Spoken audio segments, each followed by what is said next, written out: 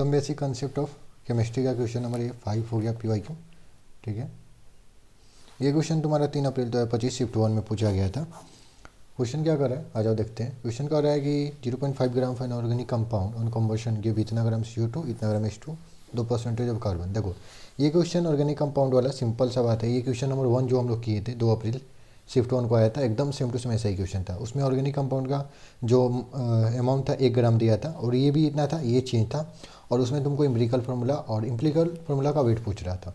ठीक है, देख रहे हो एकदम इसमें परसेंटेज पूछा है। तो तुमको क्या करना है कि जब तुम्हारे जेई मेंस वाले शिफ्ट होने वाले हैं, ठीक है ना, जनवरी में, तो मान लो कि तुम्हारे 25 जनवरी से स्टार्ट है, 25 जनवरी 26 जनवरी 27, तो 25 जनवरी का अगर पेपर हो रहा है तो तुमको 25 जनवरी का अगर पेपर एनी हाउ यूट्यूब पे देख के जाना है 26 जनवरी का एग्जाम देने। अगर 26 जनवरी पता है, फर्स्ट तुम्हारा ही पता है तो कुछ नहीं कर सकते, तुम्हारा पेपर लोग देखेगा उसका देने जाएगा। चलो ठीक है, आते हैं क्वेश्चन पे। क्वेश्चन क्या करें, सिंपल बहुत ईजी क्वेश्चन है। ऑर्गेनिक कंपाउंड तुम्हारा जो भी है ऑर्गेनिक कंपाउंड OC जितना भी है, सिंपल सा बात है, कितना है 0.5 ग्राम। ओके ठीक है, उसका तो कंबशन कर रहे हैं। CO2 कितना बना, CO2 तुम्हारा बना 1.46 ग्राम। ओके, सबसे पहले मोल लिख लो, मोल ऑफ CO2। मोल कैसे निकालते हैं, वेट बटा मोलिकुलर वेट। वेट कितना 1.46, मोलिकुलर वेट CO2 का कितना होता है 44, अब तक तो याद हो गया होगा। उसका H2O का वेट दिया है 0.9 ग्राम। मोलिकुलर वेट कितना होगा, मोलिकुलर वेट पूछे है, sorry, mole is equal to weight बटा molecular weight 0.9, molecular weight H2O कितना होता है 18। ये तुम्हारा मोल आ गया। मुझे क्या निकलना है, कार्बन का परसेंटेज निकलना है। सिंपल सा बात है। देखो मैंने क्या समझाया था कि ये CO2, 1 मोल CO2 बनाने के लिए, 1 मोल CO2 के लिए कार्बन का कितना मोल चाहिए, 1 मोल, क्योंकि कार्बन एक ही है। ऑक्सीजन के तो ऑक्सीजन का 2 मोल चाहिए, लेकिन हमें कार्बन से मतलब है तो कार्बन का 1 मोल चाहिए। तो अगर ये कार्बन का मोल हुआ, ये कार्बन का तुम्हारा मोल हो गया, सिंपल सा, सॉरी, ये CO2 का मोल है इतना ग्राम। तो मान लो कि एक मोल CO2 बनाने के लिए 1 चाहिए, तो इतना CO2 बनाने के लिए उतना ही कार्बन चाहिए, सिंपल। क्योंकि 1 बनाने के लिए CO2 के लिए 1 ही कार्बन चाहिए, तो इतना CO2 बनाने के लिए तो उतना ही कार्बन चाहिए, सिंपल। क्योंकि 1 1 का है खेला, तो मोल ऑफ कार्बन कितना हो जाएगा 1.46/4। ठीक है, और हमें परसेंट बताना है, तो देखो परसेंटेज का formula, percentage of carbon equal to weight of carbon बटा टोटल वेट गुना 100। यही करोगे ना। तो वेट ऑफ कार्बन के लिए मोल है, मोल ऑफ कार्बन है, तो वेट ऑफ कार्बन निकाल लो। वेट ऑफ कार्बन कितना होगा 1.46/4 और कार्बन का मोलिकुलर वेट से गुना कर दो तो वेट बदल जाएगा, सिंपल सा बात है। मोलिकुलर वेट कितना होता है 12, कितना आ गया 1.46/44 गुना 12 आ गया ना, बटा टोटल वेट कितना है, टोटल वेट दिया है 0.5 ग्राम, गुना 100 कर लो। थोड़ा सा इसको अच्छे से अरेंज कर लो। ये सब कैलकुलेशन है भाई, खुद से करना है, ठीक है। ये कैलकुलेशन मेरा मत देखने लगना, ठीक है। 1.46 गुना 12 बटा, मैं करूँगा, ऐसा कोई बात नहीं कि नहीं करूँगा, लेकिन खुद से करना है, ठीक है।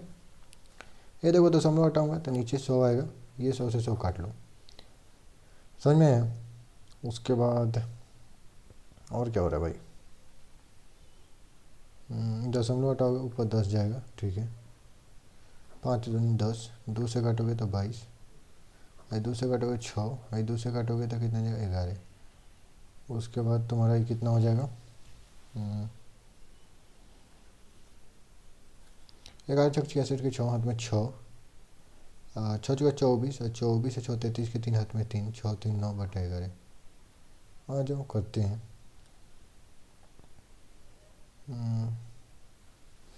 कुछ गलत हो गया है क्या भाई, देख लो। 11 से डिवाइड करो 936 में, 11 8 88, मानक तो लग रहा है कुछ गलत हो गया। ये बचा 13 में से हट गया 5, 6, 11 5 55, कुछ गलत हुआ है भाई। रुक जाओ भाई, मोल ऑफ CO2 निकाले 1 पॉइंट। तुम्हारे साथ भी ये हो सकता है, मैं प्रैक्टिकल करके दिखाता हूँ, तो सावधान रहे, सतर्क एग्जाम में करें, सिंपल सा बात है। मैं भी लाइव में वीडियो कुछ एडिट करने वाला नहीं, ऐसे ही डालने वाला हूँ। 46/44 मोल ऑफ CO2 आ गया, बाद में 44 होगा, ठीक। और ऑक्सीजन का, तो ऑक्सीजन से तो हमें मतलब ही नहीं था, कोई फर्क नहीं पड़ता है। तो मोल ऑफ कार्बन कितना 1.46/44, और उसके बाद तो वेट ऑफ कार्बन निकाल लो, तो कार्बन का 12 है, तो 1.46/44, ठीक है। उसके बाद परसेंटेज ऑफ कार्बन निकालना है, तो कार्बन का वेट रख लो 1.46/44 गुना 12 बटा टोटल वेट 0.5 ग्राम, गुना 100 क्या हुआ 1.46 बटे 44 गुना 12।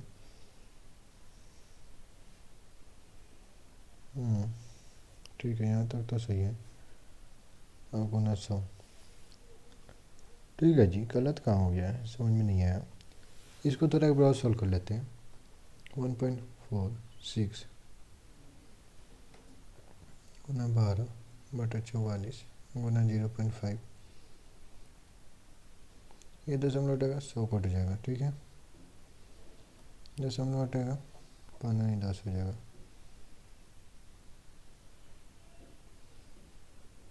दो से काटोगे तो 22 आएगा, 22 दूनी 44, दो से काटोगे 6, दो से 11 ही हो रहा है भाई। देख लेने दो, वेट करो 1 मिनट, मैं चेक करता हूँ किधर मिस्टेक हो गया है। अरे यार पता चल गया कहाँ किया था, ये सब सही था यहाँ था, ये भी सही किया था, ये गुन्ना ही 6 से इसमें गुन्ना ही गलत किया था। हाँ जाओ, तुम्हारे साथ भी हो सकता है। ठीक है, तो सावधान रहना, सतर्क रहना, मिस्टेक करके मैं देख लो दिखा दे रहा हूँ।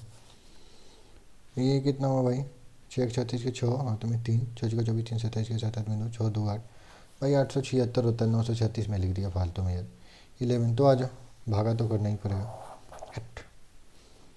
876 गुना करो, 11 से 77, उसका दिया जाएगा 10 6, 11 9 99, ये कितना है 7 दशमलव बैठा 0, तो ये कितना हो जाएगा 11 चौक 66 4 जीरो। देख लो ना 79.6 आ रहा है, नियरेस्ट इंटीजर बोल रहा है, तो नियरेस्ट इंटीजर 79.6 का 80 नहीं हो जाएगा, तो 80%, तो इसमें 80 भर दो भाई, आंसर हो जाएगा। कीबोर्ड से 80 लिख देना यहाँ, सही हो जाएगा। आगे +4 मार्क्स मिल गए। ठीक है, नेक्स्ट क्वेश्चन देखते हैं।